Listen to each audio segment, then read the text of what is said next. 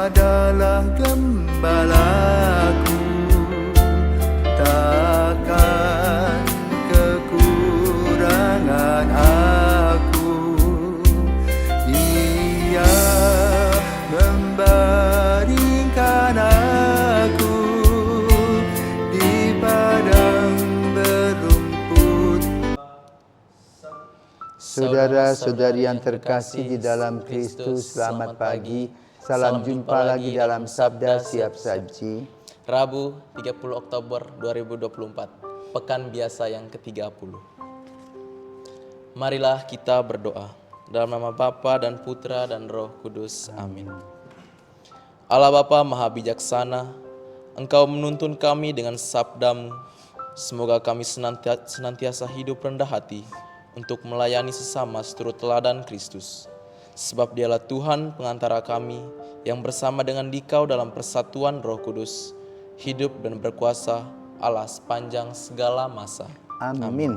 Tuhan bersamamu dan bersama rohmu.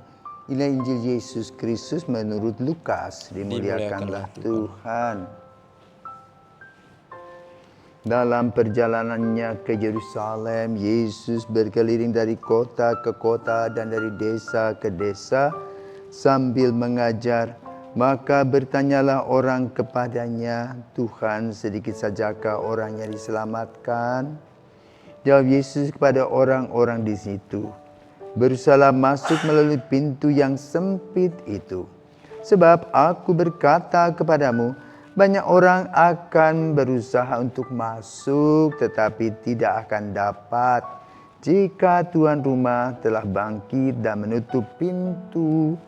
Kalian akan berdiri di luar dan mengetuk-ngetuk pintu sambil berkata, Tuan, bukakanlah pintu bagi kami. Tetapi dia akan berkata, aku tidak tahu dari mana kalian datang. Maka kalian akan berkata, kami telah makan dan minum di hadapanmu, dan engkau telah mengajar di jalan-jalan kota kami. Tetapi ia akan berkata, aku tidak tahu dari mana kalian datang. Nyala dari hadapanku, hai kalian semua yang melakukan kejahatan. Di sanalah akan terdapat ratap dan kertak gigi, apabila kalian melihat Abraham dan Ishak dan Yakub dan semua nabi ada di dalam kerajaan Allah. Tetapi kalian sendiri dicampakkan keluar. Dan orang akan datang dari timur dan barat, dari utara dan selatan. Dan mereka akan duduk makan di dalam kerajaan Allah. Ingatlah, ada orang terakhir yang akan menjadi yang terdahulu. Dan ada orang yang terdahulu yang akan menjadi yang terakhir. Demikianlah sabda Tuhan. Terpujilah Kristus. Terima kasih Romo. Kan pada hari ini Yesus mengajak orang-orang bertanya, bagaimana orang dapat diselamatkan? Terus Yesus bilang, berusahalah masuk melalui pintu yang sempit itu. Terus Yesus juga ada bilang, ingatlah, ada orang terakhir yang akan menjadi terdahulu, dan ada orang yang terdahulu yang akan menjadi yang terakhir. Itu apa maksudnya Romo? Orang yang terdahulu menjadi yang terakhir, dan orang yang terakhir menjadi yang terdahulu. Selamat pagi Meo dan para pirsawan. Mungkin kamu pernah ingat perumpamaan Yesus tentang pintu. Ya. Yang di mana dia katakan, akulah jalan, kebenaran, dan hidup. Ya. Yesus juga pernah berkata, lebih mudah seekor unta masuk lubang jarum daripada orang kaya. Itu berhubung dengan pintu, jalan. Jalan sudah dibukakan tetapi orang buta tidak tahu jalan. Ya. Sama seperti kalau kamu datang ke sebuah hotel yang baru. Yang kamu belum pernah datang ke sana. Banyak pintu. Ya. Tetapi yang mana yang harus dilewati? Karena itu juga dalam gambaran tentang pintu, tahun ini akan dibuka tahun jubileum. Ya, di mana ada sebuah pintu yang akan dibuka. Selama itu ditutup. Itu simbol. Dan setiap orang yang masuk kepada Holy Door itu Dia harus mengelilingi 4 basilika yang ada di Roma. Basilika Maria Maggiore, Lateran, Basilika Santo Petrus dan Santo Paulus.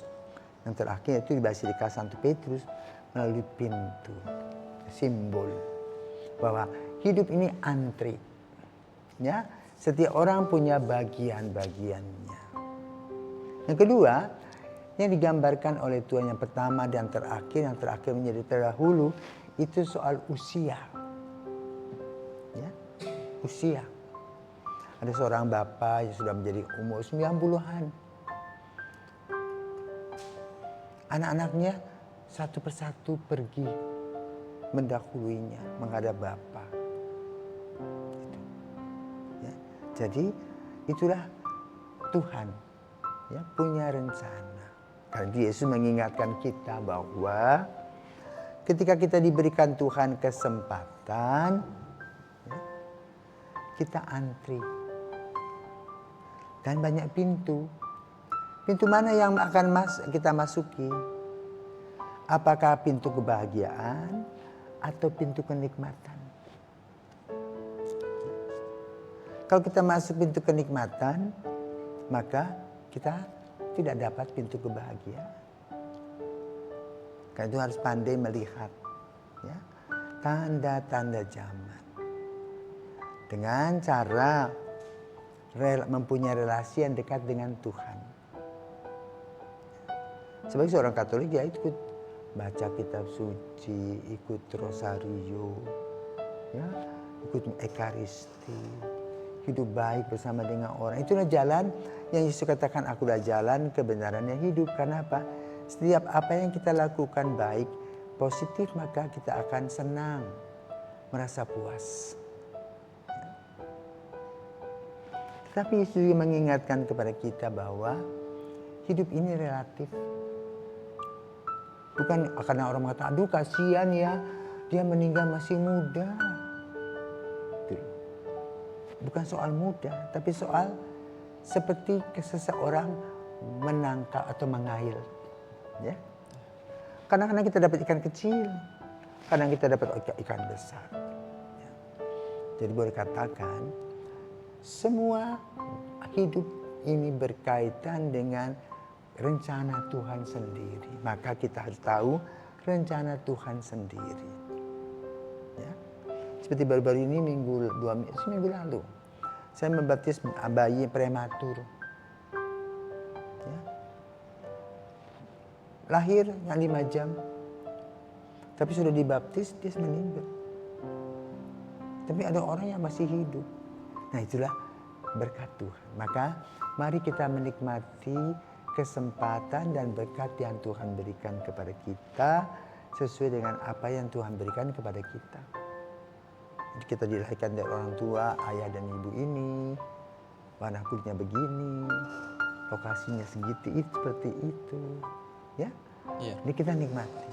Dan kita tidak usah banding-bandingkan dengan orang dengan rasa iri hati, tetapi luar biasa Tuhan. Ya, memberi kepada semua orang dengan cara Tuhan sendiri. Maka mari kita menikmati hidup kita dan berusaha mencari yang terbaik. Ya, agar kita tidak tersesat, tetapi kita mendapatkan jalan yang lapang, yaitu jalan kebenaran dan hidup, dan kita mendapatkan pintu. Pintu itu adalah Kristus sendiri. Ya, semoga Tuhan memberkati. Selamat pagi. Selamat pagi Romo. Terima kasih Romo.